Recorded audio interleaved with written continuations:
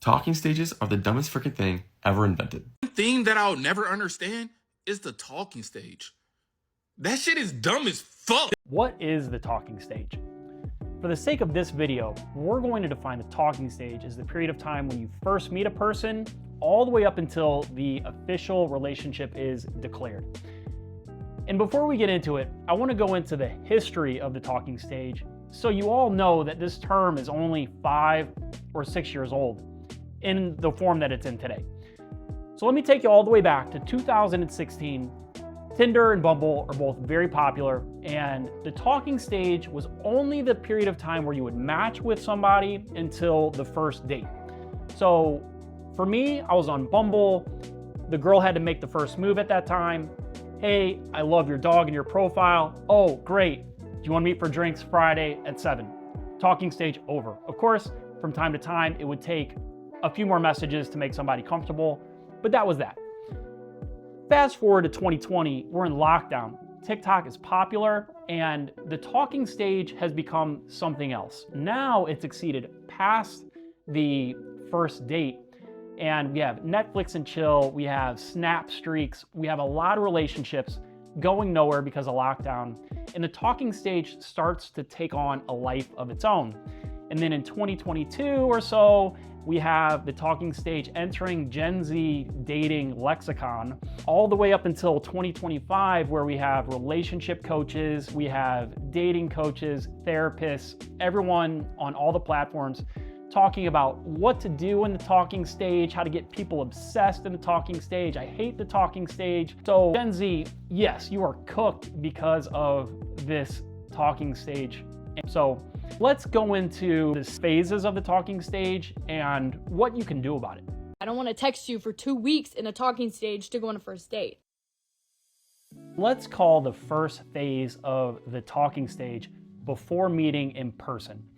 And you match with someone online, or you're getting ready to ask somebody out on Instagram, and right away you have the issue of communicating too much versus too little. You're racking your brain. What clever first line am I gonna have? How much do I have to convince this girl to go out with me?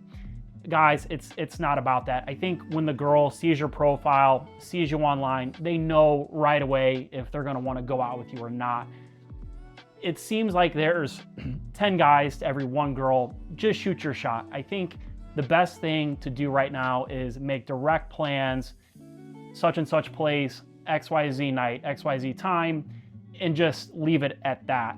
The person that does that is separating themselves from everyone else that's trying some clever pickup line, how beautiful you are, everything. Every girl is getting 50 messages like this per day. I just think go for it and use social media to the best of your advantage. If you had to go out and meet 100 girls face to face, that would take days. I don't think social media and dating apps are a bad thing. They're kind of annoying right now, but use them to the best of your ability. You go from never speaking to this person, never even knowing this person, to potentially talking to them almost every day, to maybe never talking to them ever again. The next phase of the talking stage we are going to call after the first date. Now, this is the time that things can really go sideways for Gen Z, because after the first date, what I've noticed is a lot of people, they start texting right away. The date ends, 30 minutes goes by, an hour goes by. Oh, I had such an amazing time. The next morning, good morning, beautiful. And then what you're doing, as soon as you start texting, okay, right after the date, the next day, in between dates, you're starting texting behavior that has to carry on. And you know why? It's because once it starts every morning or every night, then it becomes expected. And then all of a sudden, you've all probably been there, you get in this habit, and then you miss a good night text or a good morning text or something like that. Someone spazzes out, they have a nervous breakdown, panic attack, they can't sleep at night, oh, the relationship's over, he doesn't care about me, whatever. Guys, for fuck's sake, if you can, do not text after the date. Let the girl wonder about you, give yourself a little bit of mystery, stand out from all the other guys. Wait 48 hours, call them on the phone with direct plans, ask them out again. Do that every week for 3 weeks.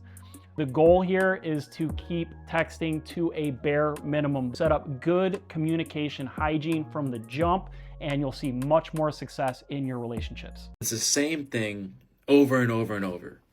What you doing? Just chilling. How about you? How would you sleep? As if the way that I slept is important at all. Or what you doing? I'm eating dinner. What you eating? Like, I don't know. It's just so annoying. Okay, and on to phase 3 of the talking stage, which we're going to call after sex. Now, this specific phase can really inject way more talking into the talking stage, which we are desperately trying to avoid. So the reason why this is possible is because after intimacy, the woman starts to feel more safe and more invested. And because of that, she feels more safe reaching out. So pretend this happens. You wake up in the morning, you get a text from this woman you first started to see, and she says, "Good morning." Now, you have two options with this text. You can respond, "Hey, good morning, beautiful. What are you doing?" And she says, "I'm having breakfast." You say, "Hey, getting ready to go hit arms and legs at the gym, gonna do XYZ afterwards." And then it turns into this all-day texting stream. Everyone's worn out by the time this happens on Tuesday, Wednesday, Thursday, 2-3 weeks. Instead, think of it like this. The girl, she's reaching out to you to say good morning because she wants to see you. She wants to see you that night, the next day, it doesn't matter, whatever your schedule allows.